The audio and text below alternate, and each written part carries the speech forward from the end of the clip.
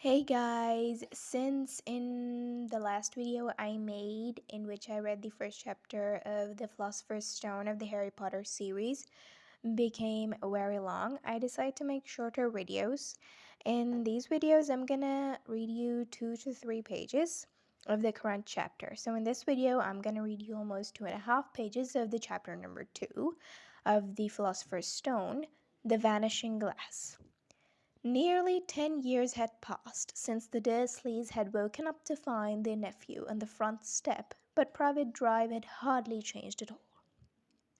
The sun rose in the same tidy front gardens and lit up the brass number 4 on the Dursleys' front door.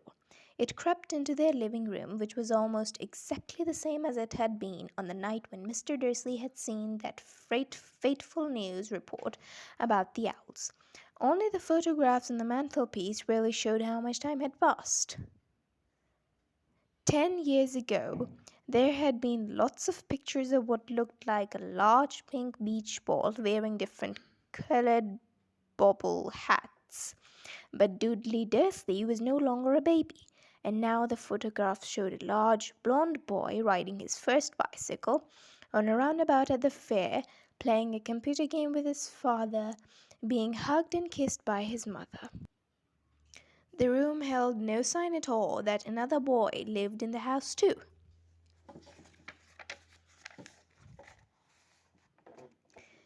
Yet Harry Potter was still there, asleep at the moment, but not for long.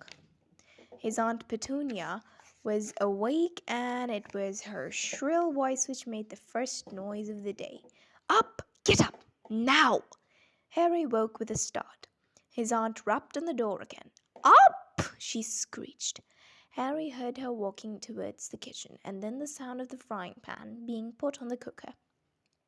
He rolled onto his back and tried to remember the dream he had been having. It had been a good one. There had been a flying motorbike in it. He had a funny feeling he had had the same dream before. His aunt was back outside the door.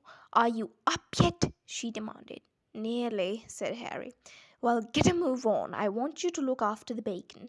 And don't you dare let it burn. I want everything perfect on Duddy's birthday. Harry groaned. What did you say? His aunt snapped through the door. Nothing, nothing. Dudley's birthday. How could he have forgotten? Harry got slowly out of bed and started looking for socks. He found a pair under his bed and, after pulling a spider off one of them, put them on. Harry was used to spiders because the cupboard under the stairs was full of them, and that was where he slept. When he was dressed, he went down the hall into the kitchen. The table was almost hidden beneath all Dudley's birthday presents. It looked as though Dudley had got the new computer he wanted, not to mention the second television and the racing bike. Exactly why Dudley wanted a racing bike was a mystery to Harry, as Dudley was very fat and hated exercise. Unless, of course, it involved punching somebody. Dudley's favorite punch bag was Harry, but he couldn't often catch him. Harry didn't look it, but he was very fast. Perhaps it had something to do with living in a dark cupboard, but Harry had always been small and skinny for his age. He looked even smaller and skinnier than he really was because all he had to wear were old clothes of Dudley's, and Dudley was about 4 times bigger than he was. Harry had a thin face, knobbly knees, black hair, and bright green eyes. He wore round glasses held together with a lot of sellotape because of all the times Ridley had punched him on the nose. The only thing Harry liked about his own appearance was a very thin scar on his forehead, which was shaped like a bolt of lightning. He had had it as long as he could remember, and the first question he could ever remember asking his Aunt Petunia was how he had got it. In the car crash when your parents died, she had said, and don't ask questions. Don't ask questions. That was the first rule for a quiet life for the Dursleys. Uncle Vernon entered the kitchen as Harry was turning over the bacon. Comb your hair, he barked, by way of a morning greeting. About once a week, Uncle Vernon looked over the top of his newspaper and shouted that Harry needed a haircut.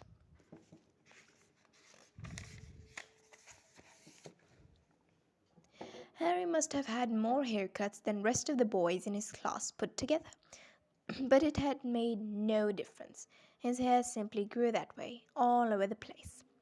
Harry was frying eggs by the time Dudley arrived in the kitchen with his mother. Dudley looked a lot like Uncle Vernon. He had a large pink face, not much neck, small, watery blue eyes, and thick blonde hair that lay smoothly on his thick fat head. Aunt Petunia often said that Dudley looked like a baby angel. Harry often said that Dudley looked like a pig in a wig. Harry put the plates of egg and bacon on the table, which was difficult as there wasn't much room. Dudley, meanwhile, was counting his presents. His face fell. 36, he said, looking up at his mother and father. That's two less than last year.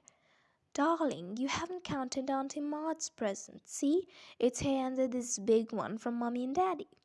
All right, 37 then, said Dudley, going red in the face. Harry, who could see a huge Dudley tantrum coming on, began wolfing down his bacon as fast as possible in case Dudley turned the table over. Aunt Petunia obviously scented danger too, because she said quickly, "And we'll buy you another two presents while we're out today. How's that, Popkin? Two more presents. Is that all right?" Dudley thought for a moment. It looked like hard work. Finally, he said slowly, "So I'll have 39 sweetums," said Aunt Petunia. "Oh." Dudley sat down heavily and grabbed the nearest parcel. "All right, then." Uncle Vernon chuckled. "Little Tig wants its money's worth, just like his father. Atta boy, Dudley." He ruffled Dudley's hair. At that moment the telephone rang, and Aunt Petunia went to answer it, while Harry and Uncle Vernon watched Dudley unwrap the racing bike, a sign camera, a remote control aeroplane, 16 new computer games, and a video recorder. He was ripping the paper off a gold wristwatch when Aunt Petunia came back from the telephone, looking both angry and worried. "Bad news, Vernon," she said. "Mrs. Figg's broken her leg. She can't take him." She shook her head in Harry's direction. Dudley's mouth fell open in horror, but Harry's heart gave a leap. Every year on Dudley's birthday, his presents took him and a friend out for the day, to adventure parks, hamburger bars, or the cinema. Every year Harry was left behind with Mrs. Figg, a mad old lady who lived 2 streets away. Harry hated it there. The whole house smelled of cabbage, and Mrs. Figg made him look at photographs of all the cats she had ever owned. "Now what?" said Aunt Petunia, looking furiously at Harry as though he had planned this. And I think that's it for today. So don't forget to subscribe and like the video, and do share if you don't mind. And I'll see you in my next video.